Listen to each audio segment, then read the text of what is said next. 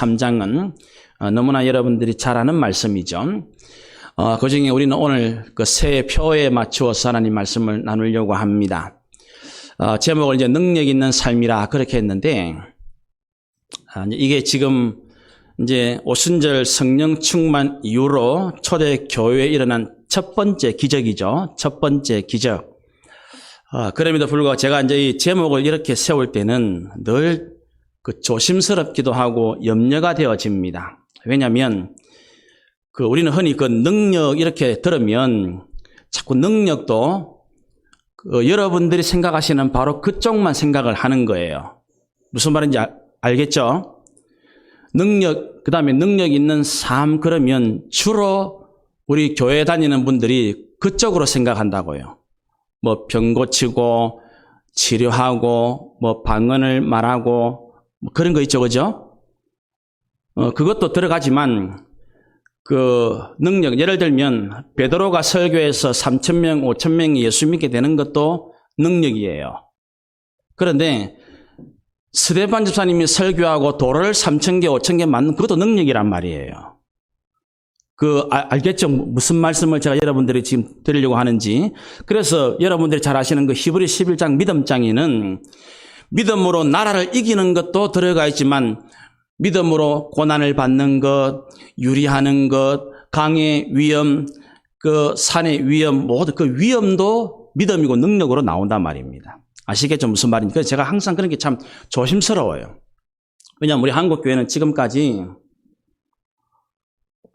자꾸 신앙생활이 한쪽으로 기울어져 가지고 균형을 못 잡는 것이 가장 큰 문제가 되어 지금 오늘도 이런 위기를 지금 겪고 있거든요. 그래서 항상 신앙은 오직 예수님 중심으로 하나님 말씀 중심으로 올바른 균형을 잡게 능력 있는 삶이 오늘 본문에는 그렇게 나오기 때문에 그렇게 잡은 겁니다.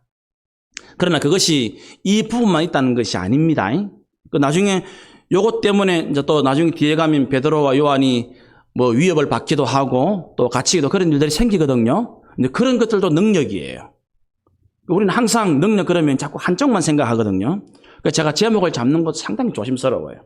부디 여러분들이 오늘은 능력 중에 이제 또 그 부분을 그러니까 이제 예수님을 믿음으로 말미암는 성령의 권능을 받아서 능력 있는 삶이 다양한 모습이 있는데 그중에 오늘 우리는 사도행전 3장에 나오는 것을 우리 새 표에 맞추어서 함께 말씀을 나누려고 하는 겁니다.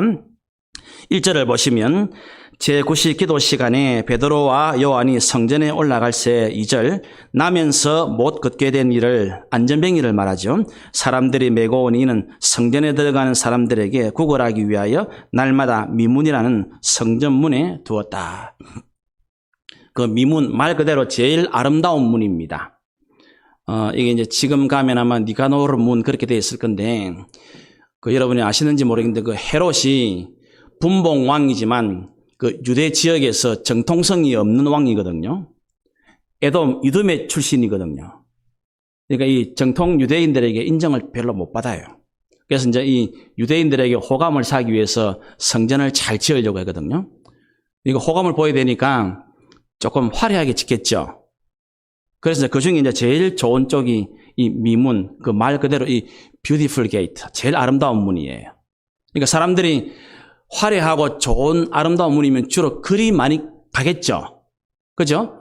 그러니까 사람들이 많이 왕래하니까 날 때부터 안전뱅이 걷지 못하게 된 이 사람을 거기에 두는 거예요. 왜요?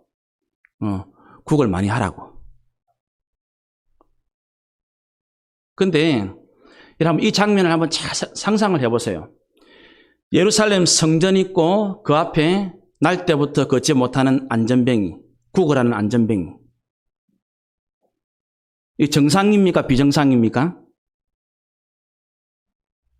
원래는 뭐 해야 됩니까? 예루살렘 성전 앞에는 안전뱅이 있으면 안 되지. 왜냐하면 성전이 진짜 성전이면 안전뱅이를 고쳐야 되거든요.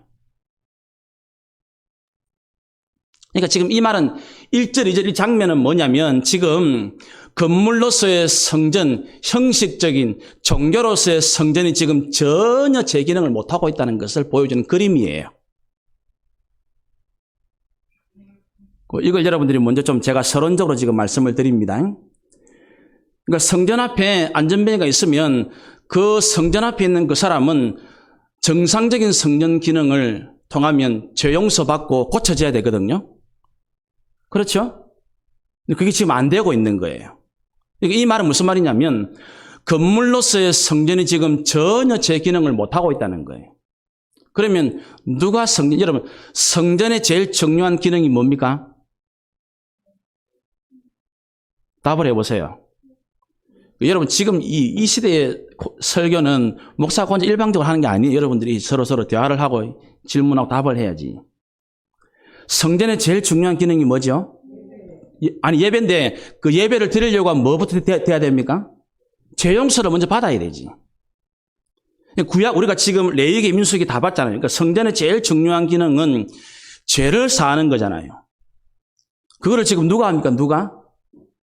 성령 충만한 제자들이 해요. 오늘 여러분들 화면은 없지만 그 19절 눈으로 한번 19절 베드로가 뭐냐면 그러므로 너희가 회개하고 돌이켜 너희 죄 없이 하면 이게 원래 성전이 하는 기능이거든요. 이게 원래. 그렇죠? 제사장이 원래 하나님 앞에 나와서 회개하고 죄 용서 받는 거 이게 성전의 기능이에요. 지금 그걸 건물 성전이 안 해요. 누가 한다고요? 이제는 예수님을 믿고 성령 충만한 받은 제자가 성전의 기능을 하고 있단 말이에요. 지금. 그러니까 지금은 여러분들이 성전이 되어야 맞아요. 성전입니까? 여러분의 신앙은 구걸하는 신앙입니까? 찬양하는 신앙입니까? 가만히 보면 신앙생활도 구걸하듯이 하는 사람들이 있을 수 있어요. 그거를 빨리 찬양하는 신앙, 걷고 뛰는 신앙으로 변화시켜야 됩니다. 그래서 그거를 지금 이게 지금 진짜 교회가 이제 건물에서 성령 충만한 사람으로 변화되고 있는 것을 보여주는 사건이 오순절 사건이고 그게 초대교회의 모습이에요. 베드로와 요한이 지금 그걸 보여주고 있는 거예요. 그러니까 이제 종교 행위로서, 형식으로서, 그 이제 뭐 율법으로서의 성전은 구약은 전혀 제 기능을 못 해요, 지금. 근데 그거를 예수님을 구주로 믿고 예수님이 약속하신 성령의 충만함을 받은 하나님의 사람, 베드로, 요한, 제자들이 지금 그 성전의 기능을 하고 있는 거예요. 예수님의 이름으로 죄사함을 선포하고 실제로 그 사람을 고치고 새롭게 하는 성전의 진짜 기능을 사람이 한다고요, 사람이. 그래서 이제 그걸 보여주는, 이제는 더 이상 건물이 교회가, 이거는 예배당이고, 교회는 이제는 예수님을 믿고 성령을 받은 진짜 제자들이 성전이에요, 성전. 이제 그거를 제가 이제 서론적으로 먼저 말씀을 드립니다. 그러니까 그 기능을 전혀 못하고 있는 거예요, 지금. 건물로서의 성전, 종교 행위로서의 성전이 지금 그 기능을 전혀 못하고 있는 거예요. 그거를 지금 이제 성령 충만함을 받은 베드로와 요한이 오늘 이 일을 해내는 겁니다. 그래서 이걸 쫙 보면서 이제 이 베드로와 요한이 하는 것이 예수님이고 예수님의 이름으로 이 날 때부터 걷지 못하는 사람을 이렇게 세우는 거예요. 걷게 하는 거예요. 하나님께 영광을 돌리게 하는 거예요. 우리 제일 처음 여러분 답이 나온 성전의 제일 중요한 기능이 예배드리는 거죠. 예배드리는 거죠. 성전 앞에 있는데 예배를 못 드리잖아요, 지금. 그런데 나사렛 예수 이름으로 고침받아 예배를 드린 성전에서 뭐합니까? 걷고 뛰고 그렇게 하는 거예요. 얼마나 놀라운 일인지 모릅니다. 이것을 우리에게 보여줍니다. 그래서 교회는 무엇이냐? 교회는 은금을 쌓아두는 곳이 아니라 예수 그리스도의 이름과 성령의 능력으로 한 사람을 품어주고 한 사람을 바라봐주고 그 사람을 예수님 앞으로 나오게 하고 예수님을 믿게 해서 그 걷지 못하는 그 구걸하는 사람을 걷고 뛰게 하고 참된 예배자로 변화시키는 생명의 공동체가 바로 교회라는 거예요. 부디 우리 생명나무 교회가 그 이름에 걸맞게 사실은 우리 교회 타이틀에 그렇게 해서 위대한 구원을 선포하는 생명 공동체, 그게 진짜 교회예요. 꼭 이 교회가 여러분들이 생명을 역사하고 일으키는 진짜 교회로 쓰임 받으시기를 바랍니다. 그게 우리에게 이제 도전이 주는 내용이에요. 자, 그러면 이 베드로와 요한의 이 능력 있는 삶이 어떻게 가능하게 되었는가를 이제 우리가 오늘 이 읽었던 사도행전 3장 1절부터 10절까지 말씀을 통해서 함께 배워보도록 하겠습니다. 첫 번째는 1절에 뭐라 합니까?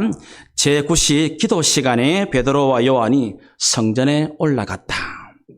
이 날 때부터 걷지 못한 안전뱅이를 예수님의 이름의 권세와 능력으로 고치고 일으켜서 구걸하는 인생을 찬양하고 예배하는 인생으로 변화시킨 능력 있는 삶의 첫 번째는 규칙적이거나 또는 꾸준히 기도하는 것에서 시작되어졌다는 거예요.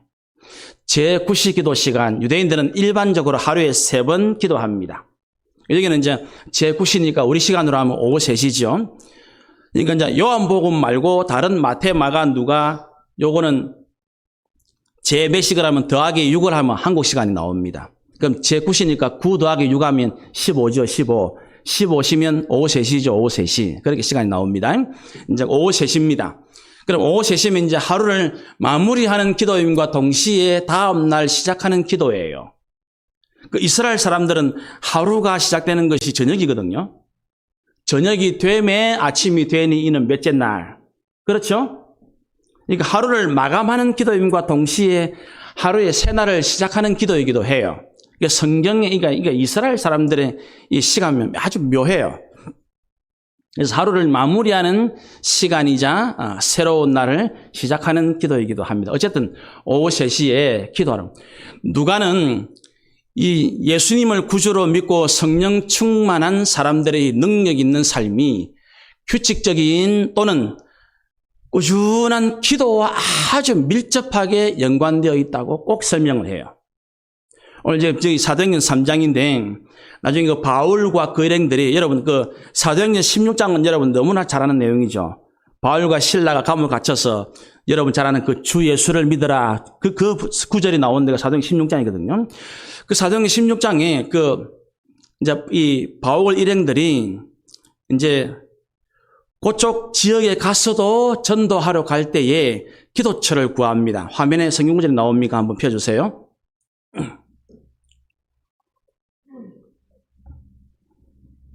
네, 성경 구절 한번 보여주시기 바랍니다. 여기 보면 안식일에 우리가 기도할 곳이 있는가? 이제 빌립보입니다. 그죠? 그 기도할 곳이 있을까 하여 문 밖에 우리는 이제 바울 일행들입니다. 강가에 나가 거기 앉아서 모인 여자들에게 이제 기도할 때를 찾는 거예요. 바울 일행들이. 14절. 두아디라시에 있는 자색 옷감 장사로서 하나님을 섬기는 루디아. 잘 알죠, 여러분? 그죠? 자주장사 루디아라는 한 여자가 말을 듣고 있을 때에 주께서 그 마음을 열어서 바울의 말을 따르게 했다. 그러니까 지금 바울 일행들이 기도할 곳이 있을까요? 기도하러 가는 거예요. 그랬더니 어떤 일이 벌어지는가? 넘겨 15절. 그와 그 집이 다 세례를 받는 기적이 일어납니다. 그러니까 바울과 그 일행들이 지금 기도할 때가 있나 싶어서 기도할 곳을 찾아가요. 그래가지고 한 사람을 만나요. 그래, 만났는데, 루디아라는 그 여자를 만났는데, 기도하러 가는 길에 만났는데, 그 기도하러 가는 사건을 통해서 그 여자, 그 다음에 그 집에 있는 사람 전부 다 세례를 받는 능력이 나타나는 거예요. 근데 이게 지금 바울 일행들이 또 장면이 싹 바뀌는데, 그 다음 절에 바로, 16절에 바로 나옵니다. 또, 16절에. 우리가 기도하는 곳에 가다가 점치는 귀신 들린 여종 하나를 만났는데 점으로 그 주인들에게 큰 유익을 준. 또 기도하러 가요. 그러니까 바울이 또 기도하러 가는데 며칠을 그래 하다가 18절에 보니까 이같이 여러 날을 하는지라 바울이 심히 괴로워하여 돌이켜 그 귀신에게 이르되 예수 그리스도의 이름으로 내가 너에게 명하노니 그에게서 나오라 하니 귀신이 즉시 나오니라. 연이어서 이 사건이 바울과 그 예수 믿는 성도들이 기도하러 갈 때에 여기도 기도하러 가다가 이래 돼 있죠. 그러니까 우리가 조금 더 여러분 그러면 지금 제가 방금 보여드린 이 바울 일행들하고 오늘 본문의 이 사도행전 3장의 베드로와 요한도 마찬가지지만 여러분 이 말씀을 조금 더 자세히 살펴보라고요. 기도를 했습니까? 안 했습니까? 안 했죠, 사실은. 기도하러 가는 길이었죠. 이게 참 중요한 표현이고 액션이에요. 가서 기도를 할 겁니다. 기도를 드릴 거예요. 근데 기도하러 가는 길이에요. 아직 기도를 안 드렸네요, 그 대신에. 기도를 드리러 가는 길이었지만 기도를 드리러 가는 행동, 액션, 자세만 취했는데도 능력이 나타나네요. 오늘 본문은 그걸 보여주는 거예요. 기도하러 가는 길입니다. 아직 예배당 가서 기도를 안 드렸어요. 기도하러 가는 길인데 그 길에서 날 때부터 걷지 못하는 그 사람 만났어요. 그 미문이라는 성전 앞에 앉아있는 그 사람 만났습니다. 기도 드리기 전인데 능력이 나타납니다. 그래서 우리가 이런 것들을 유심히 잘 살펴야 됩니다. 사랑하는 성도 여러분도 여러분의 삶에 능력이 나타나는 삶을 경험하기를 원하십니까? 기도하는 액션을 취하십시오. 기도하러 움직이십시오. 기도하러 움직이는 그때에 하나님이 능력을 예비해 놓고 있습니다. 여러분의 삶에. 이게 지금 여러분 지금 오늘 주일날 예배 들어 나오셨죠? 그러니까 여러분들이 이 예배가 지금 꾸준히 규칙적인 올바른 예배가 되도록 만드십시오. 그럼 여러분들이 예배를 드리러 나오다가도 은혜를 경험할 겁니다. 예배를 드릴 때에도 은혜를 경험할 겁니다. 예배를 마치고 나서도 여러분들은 하나님의 능력을 경험하는 성령 충만한 사람들이 되어질 거란 말입니다. 그러므로 여러분들이 이제는 이 예배를 드리는 것, 규칙적인 예배를 이제 여러분들이 진짜로 성령의 인도하심을 따라서 예배에 나오는 베드로와 요한 같은 기도 드리는 삶과 같은 것을 예배로 이제 만드시란 말입니다. 규칙적인 예배. 그러니까 예배를 자꾸 띄엄띄엄 하면 안 된단 말이에요. 그러면 능력이 안 나타난단 말이에요. 여러분들은 만날 첫날 능력을 원하면서 그걸 능력 있게 만들려면 정말로 기도하는 시간, 예배하는 시간, 말씀 읽는 시간 이거를 정말 베드로와 요한, 바울 일행처럼 우리가 항상 기도하는 그것이 딱 돼야 돼요. 딱 되어져야 돼요. 그러면 지금 우리가 다 살펴봤지만 베드로와 요한도 바울 일행도 기도하러 가다가 만나가지고 지금 하나님의 능력을 체험하거든요. 이걸 저와 여러분이 마음에 잘 새기셔야 됩니다. 그래서 능력 있는 삶의 첫 번째는 예수 그리스도를 주님으로 딱 믿고 그 주님을 믿는 사람들이 주님이 기뻐하시는 그 삶 뭡니까? 규칙적인 기도하는 삶. 그 삶이 뭡니까? 꾸준히 예배드리는 삶. 그런 삶을 따라 살아갈 때에 그가 기도 드리기 전임에도 하나님께서 그 날 때부터 걷지 못하는 안전뱅이를 일으키는 능력을 경험하는 삶이 되어진다는 거예요. 사랑하는 성도 여러분, 진실로 여러분들에게 지금 하나님의 능력이 필요한 부분이 있습니까? 규칙적이고 꾸준한 기도의 행동을 취하십시오. 성령의 인도하심을 따라 기도하는 삶을 살아가십시오. 그러니까 말씀대로 되어질 거니까 정말 여러분들이 베드로와 요한처럼 또 바울 일행처럼 그러니까 바울 일행들이 이제 기도할 곳이 있는 건데 회당을 찾는 건데 회당을 여러분들이 이 예배당에 꾸준히 기도하는 시간을 정해놓고 움직이기 시작하면 하나님께서 여러분에게 능력 있는 삶을 경험하게 하실 거란 말입니다. 여러분들 예배도 이제는 베드로와 요한처럼 성령에 이끌려서 성령 충만한 예배를 사모하는 마음으로 규칙적으로 꾸준히 예배를 드리는 예배자가 되십시오. 그러면 예배를 드리고 오다가 하나님의 능력을 경험하게 되는 일들이 일어나게 될지도 모른다는 것입니다. 말씀을 시간을 정해놓고 꾸준히 읽으십시오. 이거를 제가 이제 참 제일 강조하니까 여러분 자녀들도 규칙적으로 시간을 정해놓고 매일 성경하도록 훈련을 시켜주세요. 반드시 그 아이의 삶에 하나님이 정한 때에 정한 시간에 능력의 사건이 일어나게 되어집니다. 꼭 기억하시고 명심하셔야 됩니다. 우리가 그렇게 해야 돼요. 그래서 항상 여러분들이 주님 앞에서 시간을 정해놓고 내가 말씀을 읽고 싶은데 내가 기도를 드리고 싶은데 내가 예배를 드리고 싶은데 그것을 사모하는 성령 충만한 삶이 바로 능력 있는 삶의 시작이다라는 것을 첫 번째로 우리에게 도전을 주고 있습니다. 첫 번째 능력 있는 삶의 비결은 규칙적인 또는 꾸준한 기도, 꾸준한 예배, 꾸준한 말씀의 사람에 일어나게 되어진다는 것을 우리가 첫 번째로 잘 기억을 하시길 바랍니다. 두 번째는 능력 있는 사건, 이 날 때부터 걷지 못하는 못 걷는 이 안전뱅이가 예수 그리스도의 이름의 능력으로 일어나는 이 기적의 사건이 있기 전에 뭐가 있었냐면 베드로와 요한의 시선이 있어요. 시선, 눈길.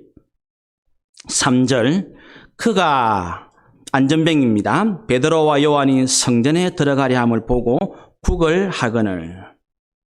지금 본다는 표현에 여러분 계속 좀 주의를 하셔야 됩니다. 4절, 베드로가 요한과 더불어 주목하여 이르되 우리를 보라.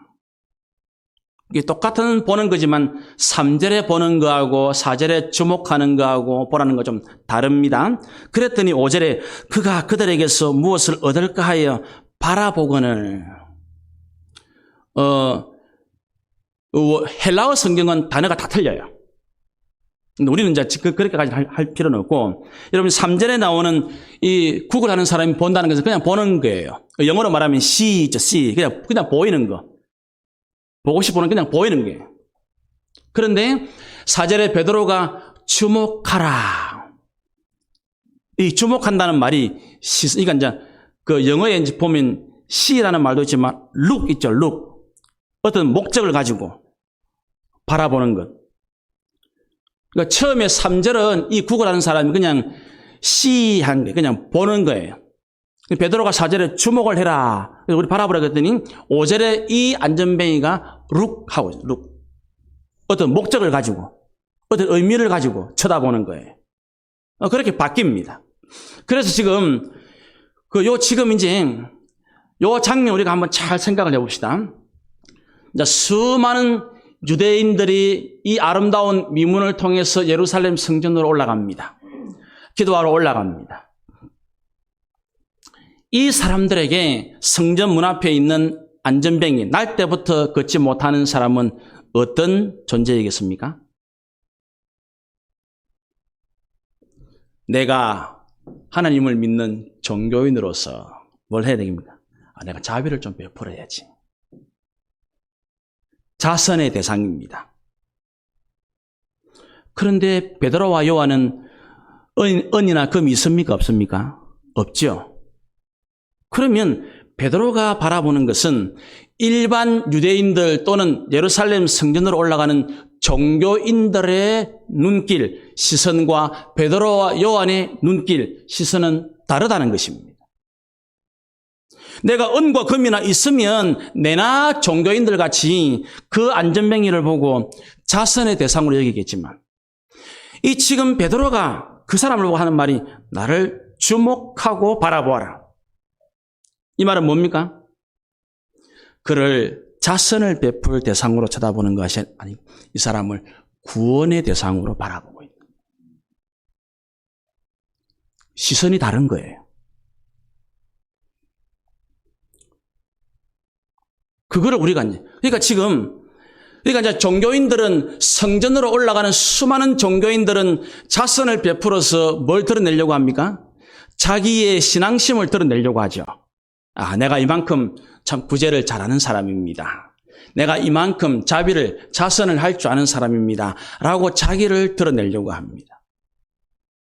그러니까 이거는 뭡니까? 그 앉아있는 안전뱅이, 국을 하는 사람한테 내 돈은 주지만은 실상은 그 국을 하는 사람을 이용해가지고 누구를 드러내기 위함입니까?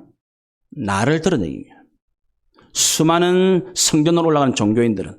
그런데 베드로는 그 사람이 정말 하나님의 사랑을 받아야 할 존재로 보고 있는 그것이 나를 주목하라는 말씀이에요.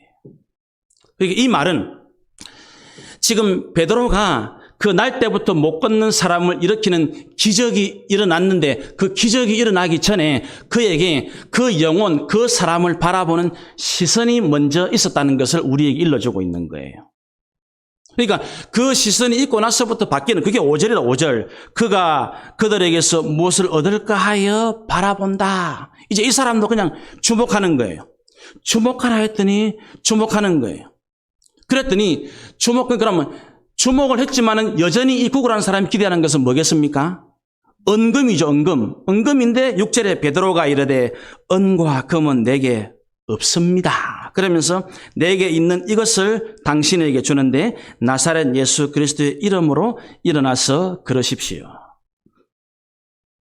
그러니까 이제 나사렛 예수 그리스도의 이름으로 일어나서 이 안전뱅이, 이 못 걷는 사람을 일으켜 걷는 사람으로, 찬양하는 사람으로, 참된 예배자로 변화시키는 이 기적이 있기 전에 먼저 그 사람을 바라보는 믿음의 시선, 성령의 시선이 있었다는 것을 우리에게 일깨워주는 거예요. 능력이 있는 삶의 시작은 놀랍게도 그 능력이 나타나기 전에 그 사람에게는 하나님의 마음, 하나님의 시선이 있었다는 것을 우리에게 깨닫게 해주는 거예요.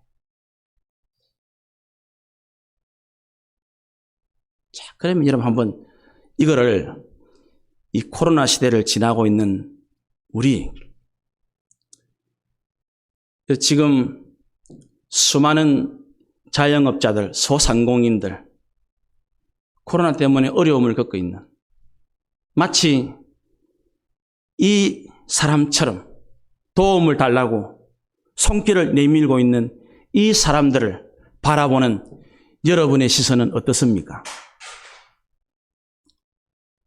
그죠? 그러니까 지금 코로나 시대를 지나고 있는 교회와 우리의 세상을 바라보는 시선이 어떻냐고요? 정말로 베드로와 요한처럼 저들에게 정말 구원이 필요하구나. 저들에게 정말 사랑이 필요하구나. 그런 시선으로 바라보고 있습니까? 아니면 교회가 제일 지금 손가락질을 받고 욕을 먹으면서도 교회라고 하는 존재가, 성도라고 하는 존재가 세상을 바라보는 시선마저 불평이나 정오나 미움의 시선을 가지고 있지 않습니까? 어떻습니까? 오늘 여러분의 시선은 어떤 시선입니까?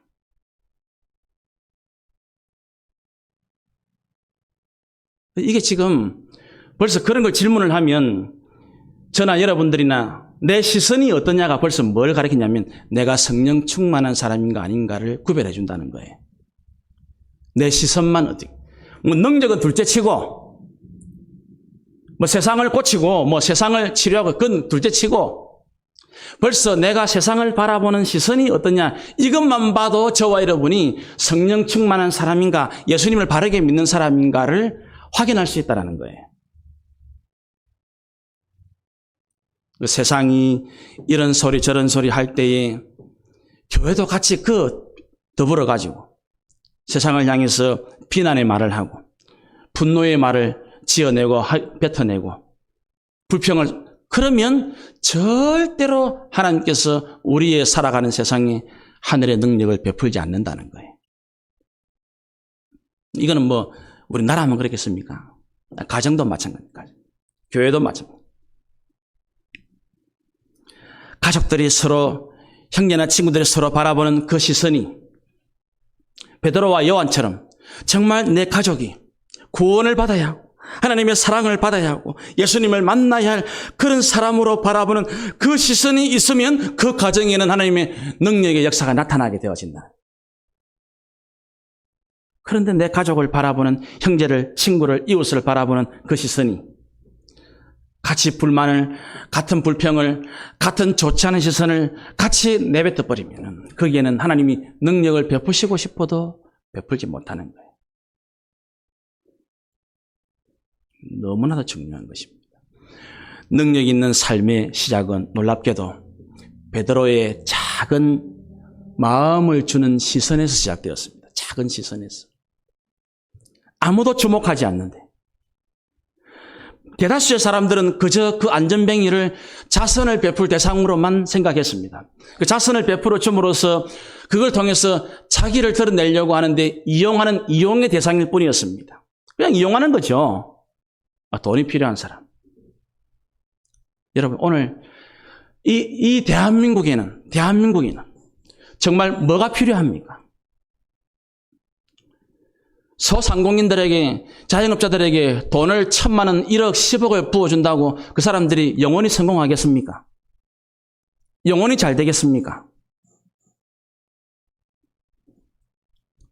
그들에게 그런 부분도 도움이 필요하고 절실하겠지만 가장 중요한 것은 무엇이냐? 예수님을 바르게 믿고 성령 충만함을 입은 이 땅의 성도들이 진실하게 그 사람들을 사랑하는 것입니다. 진실하게 그 사람들에게 예수 그리스도의 구원이 꼭 필요함을 알고 그 마음을 가지고 기도하고 사랑하는 것입니다. 그럴 때에 진정 이 대한민국에 하늘로부터 임하는 기적이 나타나게 되어지는 것입니다. 그게 필요한 거예요. 이것이 저와 여러분이 꼭 깊이 있게 명심해야 될 내용입니다. 마지막 세 번째로 능력 있는 삶의 비밀은 믿음에 있습니다. 믿음. 베드로가 이 날 때부터 못 걷는 이 사람이 지금 나이가 나 뒤에 보면 나게 40여 세나 되었다고 나오거든요. 그러니까 평생을 못 걸었으니까 태어나서부터 평생을 걷지 못했습니다. 그러니까 이 딱 주목하여 보라 그러고 나서는 베드로가 은과 금은 내게 없지만 내게 있는 이것을 너에게 주노니 나사렛 예수 그리스도 이름으로 일어나 걸어라 이렇게 말했죠. 여러분 말은 할 수 있겠죠. 말은 그죠? 소위 우리 말로 하면 우리식으로 표현하면 기도는 할 수 있겠죠. 기도는 말은 할 수 있겠죠. 그런데 7절에 보니까 오른손을 잡아 일으켰다. 여러분 말하는 거하고 행동하는 거는 완전 다르죠. 뉘앙스 그렇죠? 왜 우리 이제 성도들 간에 서로 뭐 기도 좀 해주세요. 기도는 할 수 있잖아요. 그죠? 기도는 들을 수 있지만 정말로 그 손을 딱 잡아 일으켜가지고 그 문제를 해결하는 것은 잘 안 하거나 못 하잖아요. 그 이제 베드로가 말을 했는데 그 말만 해놓은 것이 말해놓고 뭐냐면 오른손을 잡아 일으켰는데 이 오른손을 잡아 일으킨 것이 베드로가 나중에 설명을 해줍니다. 설명을 해요. 그게 화면에 있나요? 12절 말씀. 아까 뒤에 넘겨주세요. 예, 여기 보시면 이제 오늘 본문 그다음 나오는 게 베드로가 이것을 보고 사람들이 이제 막 깜짝 놀라죠. 이것을 보고 백성에게 말하되 이스라엘 사람들아 이 일을 왜 놀랍게 여기느냐 이래놓고는 그 다음을 잘 보셔야 됩니다. 우리 개인의 권능과 경건으로 이 사람을 걷게 한 것처럼 왜 우리를 주목하느냐. 여기는 우리 성도들이 일상적으로 주위에 아주 중요한 대목에 나와요. 우리가 기도하고 예배드리고 말씀 보는 것은 여러분들의 경건 생활이죠. 지금 베드로와 요한이 기도하러 지금 가잖아요. 이 경건 생활이잖아요. 그죠? 여러분이 예배드리는 거 경건한 생활이죠. 그런데 베드로가 지금 뭐라냐면 이게 우리 개인의 권능과 경건으로 이 사람을 걷게 한 게 아니라고 말해요. 우리가 기도하러 오고 우리가 예배드리러 오고 우리가 말씀을 읽지만은 이 사람에게 능력이 나타난 것은 실제로는 따로 있다고. 내가 이 사람의 오른손을 잡아 일으켰다는 것은 이거는 그냥 한 거예요. 여러분 예수님이 부활하시고 난 다음에 성천하시죠. 성천하셔서 하나님 보좌 어디에 앉아 계시죠? 오른쪽에 앉아. 오른쪽에. 이거 오른손을 잡아 있던 사도행전 이게 매우 강조가 되고 사실은 그게 예수님이 앉아 있는 자리예요. 오른쪽이. 오른쪽은 능력을 상징하는 거거든요. 그 자기가 기도하러 가고 자기가 이 하나님 말씀을 묵상하고 예배드리고 하는데 이 사람이 지금 고침을 받아 능력이 나타난 것은 우리의 경건 생활 때문이 아닙니다라고 분명히 이야기합니다. 여러분들 이제 지금 제가 그 사실은 이게 이 영상으로 예배드리는 것도 별 좋은 게 아니에요. 여러분 스스로 성경을 찾고 표시를 하고 집에 가 또 보고 이렇게 해야 되거든. 여러분 이런 말씀 표시를 잘 해는 12절에. 다 오늘 이게 지금 우리는 이게 중요한데 우리의 경건 생활이 너무 중요한데 이거는 경건 생활이 필요 없다는 말이 아니었죠. 그죠? 경건 생활을 하러 가다가 지금 이걸 만난 거니까 이 사건을 만난 거니까. 그럼에도 불구하고 이 안전병인가 일어난 이 기적, 이 능력은 우리 개인의 권능과 경건 때문이 아닙니다. 이렇게 말합니다. 그러면서 16절에 뭐냐면 그 이름, 누구 이름입니까? 예수님의 이름. 그 예수님 이름을 뭐 했다고요? 믿음으로. 누가 믿었습니까? 베드로와 요한이. 내가 믿음으로 그 이름이, 예수님의 이름이 너희가 보고 아는 이 사람, 그 날 때부터 걷지 못하는 이 사람을 성하게 하였나니 예수로 말미암아 난 믿음이 너희 모든 사람 앞에서 이같이 완전히 낫게 하였느니라. 그러니까 베드로가 그 날 때부터 못 걷는 사람의 오른손을 잡아야 하신 건 이거는 예수님의 이름의 권세와 능력을 믿었기 때문에 나온 행동이란 말이에요. 자기 기도 실력을 믿은 게 아닙니다. 자기 성경 실력을 믿은 게 아닙니다. 자기 전도 실력을 믿은 게 아닙니다. 내가 예배를 잘 드리는 예배 실력을 믿은 게 아닙니다. 그러므로 이런 걸 잘 보면 우리에게는 지금 무슨 믿음이 필요하냐면 예수님이 지금 하나님 보좌 우편에 계시고 하늘에 계시지요. 그런데 그 하늘에 계신 하나님 보좌 우편에 그 예수님이 지금 땅에 있는 제자들에게 주님의 이름으로 능력을 나타내시기를 너무나 원하신다는 거예요. 그런데 그거는 그거는 지금도 변함이 없습니다. 변함이 없어요. 그런데 그거를 여러분들이 믿느냐 말입니다. 예수님의 능력은 변함이 있습니까? 없습니까? 없잖아요. 주님의 마음은 변함이 있습니까? 없습니까? 없잖아요. 그러면 뭐가 문제란 말입니까? 우리 믿음이 문제, 우리 믿음이 문제. 베드로는 은과 금이 없는데 믿는 게 있어요, 믿는 게. 그게 뭐냐면 예수님을 믿었고 예수님의 이름에, 그러니까 이제 지금 이름을 말하지만 예수님 이름이나 예수님이 같은 겁니다, 사실은. 왜냐하면 우리가 지금 누가 왔는데, 애가 왔는데, 야야, 니 누가 보내서 왔노? 아, 우리 엄마가 보낸. 그러면 그 엄마의 권위로 받는 거잖아요. 오기는 애가 왔지만은 우리가 묻는다 아닙니까? 야야, 이게 뭐시고 누가 보냈노? 그래 물으면 뭐랍니까? 아, 이거 우리 엄마가 보냈습니다. 우리 아빠. 그러면 눈에 보이는 거는 애가 보이지만은 그 애 손에 들린 거는 뭡니까? 부모님이 준 거란 말입니다. 이제 그렇게 여러분들이 이해하셔야 됩니다. 아시겠죠? 무슨 말인지? 그러니까 지금 눈에 보이는 거는 베드로예요, 베드로. 지금 베드로에 있는 거는 누가 보낸 거라고요? 하나님이 예수님을 통해서 보낸 거란 말입니다. 내게 있지만 내게 있는 이것은 은과 금이 아니다. 나사렛 예수 그리스도이십니다. 이거를 베드로는 굳게 믿은 거예요. 그러니까 성령 충만하다는 말은 뭐냐면 진짜로 하나님 변함없이 그 예수님께서 지금 뭘 원하시는가를 정확하게 믿고 그대로 행동하는 거예요. 그러니까 오늘 성경은 베드로의 자신의 친고백을 통해서 뭐라고 말씀하냐면 이 완전히 낫는 치료와 능력의 비밀이 믿음이라고 합니다. 예수님으로부터 나온 믿음.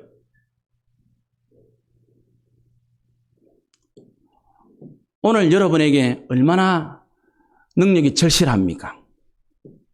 오늘 우리에게 얼마나 능력이 절실합니까? 그런데 지금 너무나 놀랍고 안타깝게도 교회와 성도들은 전혀 하늘의 능력을 이 땅에서 베드로나 바울처럼 경험하지 못하고 있습니다. 오늘 하나님은 예수님을 믿어 성령 충만한 베드로와 요한, 또 우리가 아까 뒤에 보았던 바울과 그 일행들을 통해서 능력 있는 삶의 비밀을 우리에게 보여주고 있습니다. 그 첫 번째는 규칙적이거나 꾸준한 기도의 삶이 비결이었음을 우리에게 말씀하고 있습니다. 여러분이 성령의 인도하심을 따라, 그러니까 이제 예배도 성령의 인도하심을 따르는 규칙적이고 꾸준한 예배를 만드셔야 됩니다. 그러니까 이 예배를 띄엄띄엄 하면 안 된다. 능력이 안 나다는 예배가. 기도도 마찬가지입니다. 말씀도 오늘 좀 읽었다고 며칠 안 그러면 안 된다는 거예요. 꾸준히. 여러분 꾸준히 하시라고 얼마나 이렇게 정성스럽게 안내까지 다 해주면 꾸준히 읽으시라고. 꾸준히 읽으시라고. 꾸준히 읽으시라고.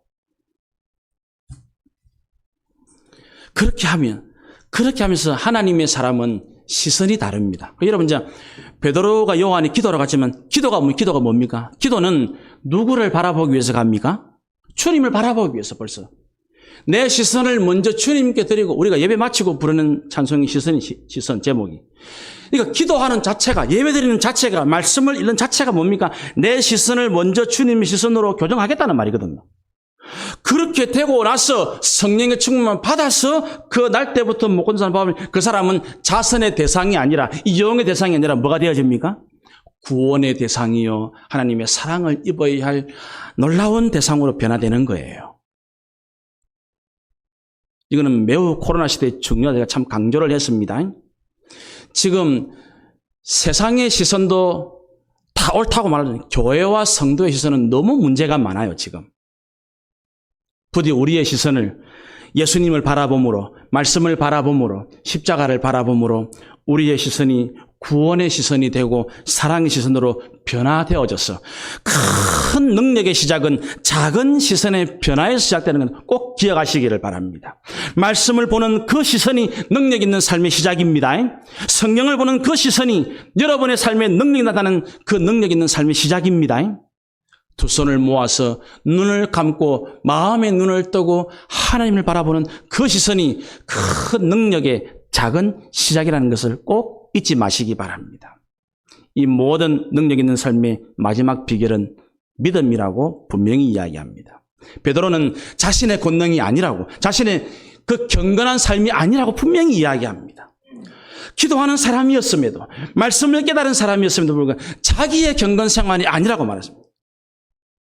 능력 있는 삶의 비결은 예수님과 그 예수님의 이름을 믿는 믿음에서 이 날 때부터 못 걷는 자가 걷게 되었음을 확실하게 선포하고 있습니다. 오늘 교회의 문제는, 성도의 문제는 돈이 없는 게 자꾸 문제라고 생각해요. 돈을 열심히 쫓아다닙니다. 결과가 뭡니까? 능력은 믿음을 통해서 나타나는데 믿음은 찾지를 않아요, 지금. 코로나 시대에 경제가 어렵다고 교회 다니는 사람들조차 믿음을 추구하지 않습니다. 물질은 너무나 절실히 추구합니다. 그 능력을 경험 못하는 거예요. 어떻습니까, 여러분? 은금을 많이 쌓아두어서 능력을 전혀 누리지 못하는 삶을 살기 원합니까? 은금이 조금 부족하고, 아니 거의 없어도 하늘의 능력이 나타나는, 예수님의 이름에 기적이 나타나는 그 삶을 살기를 원하십니까?